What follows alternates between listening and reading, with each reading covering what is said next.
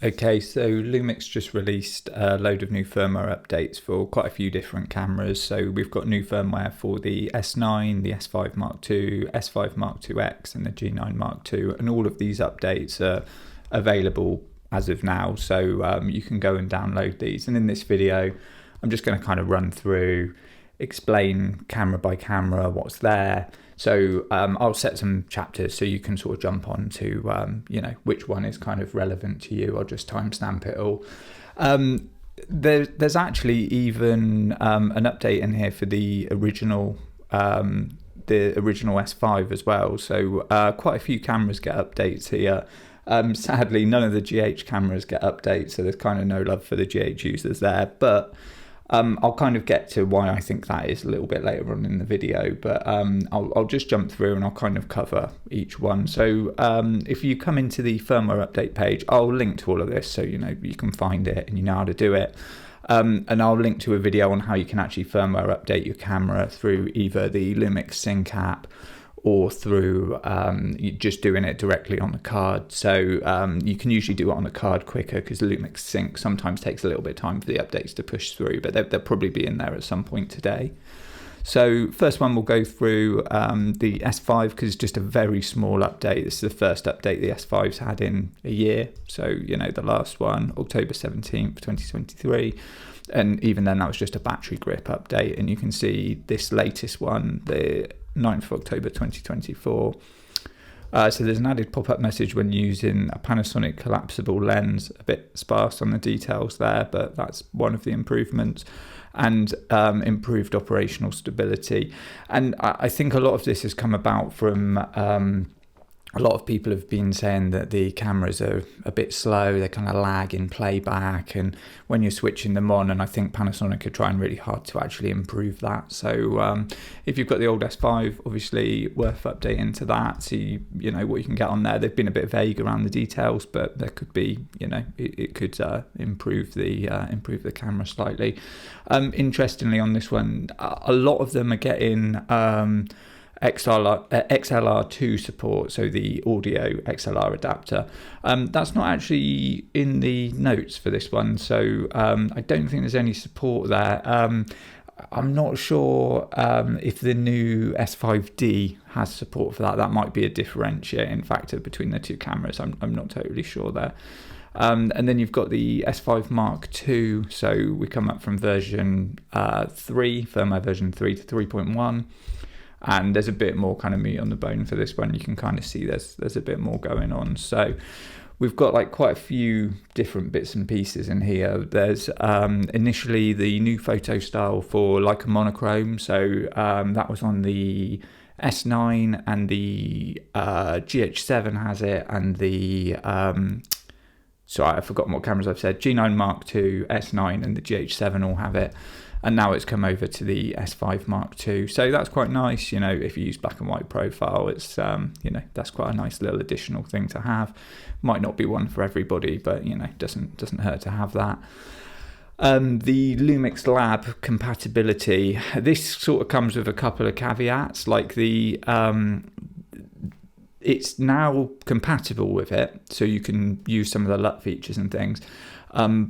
But at the same time, now they've released some control features, which I believe aren't quite ready for that camera yet. So the S9 can utilize them, but I don't think the S5 II can actually use them yet. But it is compatible now with Lumix Lab as an app. So you'll just kind of have to hold tight for further updates on that. But, it's a start, basically. The S9 really is the one that sort of came about with the Lumix Lab full support. So, that's being driven as the main kind of Lumix Lab camera.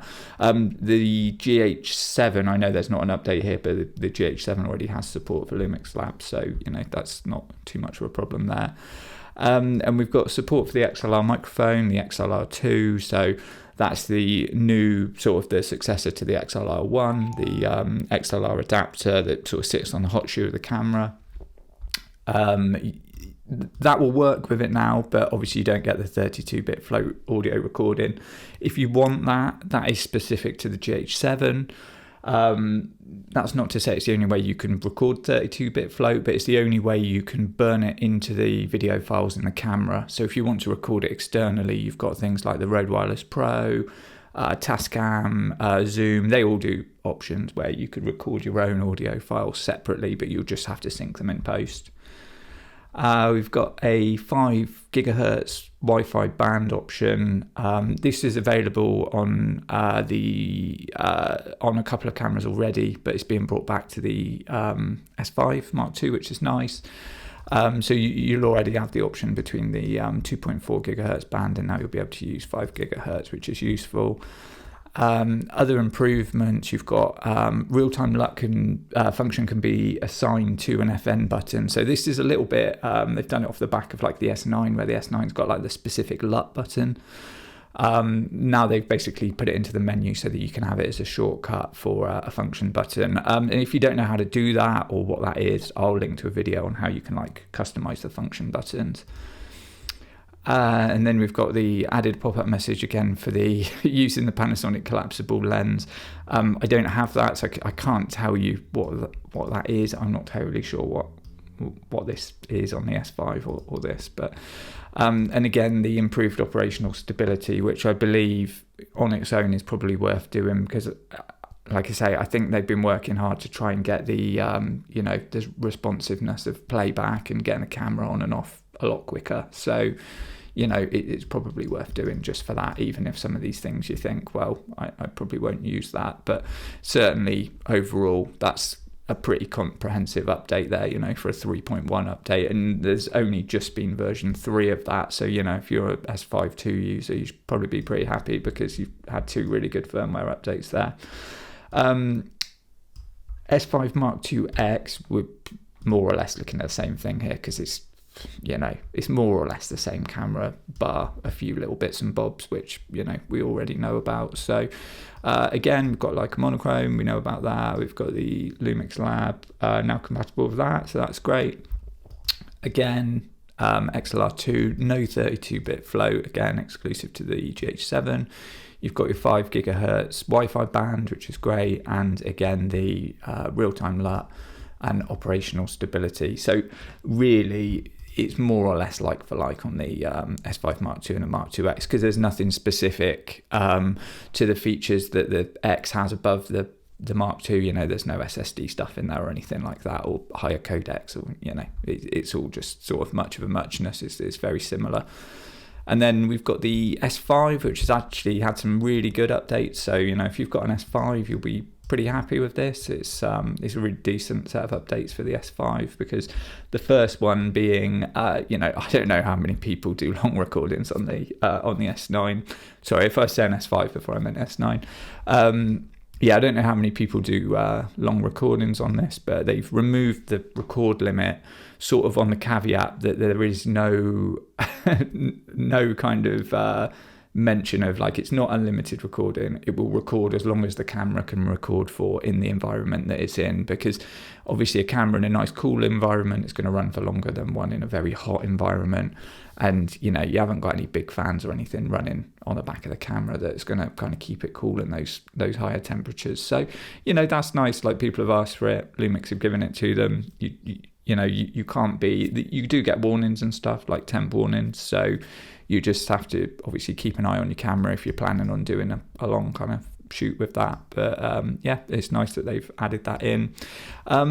This is an interesting one, because initially I thought this was coming to all the cameras, but they've not put it in the description for the other cameras. So you can drop in the comments if it has come to the S5m2 and the G9m2, but they've sort of added it as a specific note in this. So multiple frame markers, up to 3 markers, can be displayed. And I've sort of said about this before, if you don't know what frame markers are, I'll link to what they are and you can check that out in another video. But essentially, if you're shooting what's called open gate, again, if you don't know what open gate is, I'll link to a video about that, but it's basically using the whole sensor, and because it's not 16:9, you can actually get a bit more kind of headroom on it, and it's good for kind of shooting both vertical, square, and traditional kind of widescreen videos. So you can stick markers in there to kind of know roughly where your edges are of your frame. And now you can put in 3 frame markers, which is great. So you could have your 16:9, your 9:16. You could have a square. It just kind of does everything for you, which is really good. And you can also color code them, so it's not quite so much of a mess as it is sometimes, you know, piling up a load of the same colour. And you've also got the enhanced subject detection, aeroplane and trains being added to the detection mode. The target parts, you've got car and motorcycle, additional target parts for car and motorcycle, so that's really good. I believe they have like helmet detection and stuff for motorcycles, so you know, you've got like some additional bits and pieces there. And again, it's compatible with the Lumix smartphone app, which it already was, but now you've got the newer version of Lumix Lab. And the new features you've got on there, you've got this remote shooting feature, which it has not been available before. It's just been the, you know, just the kind of LUT stuff. And you've got shutter remote control as well now.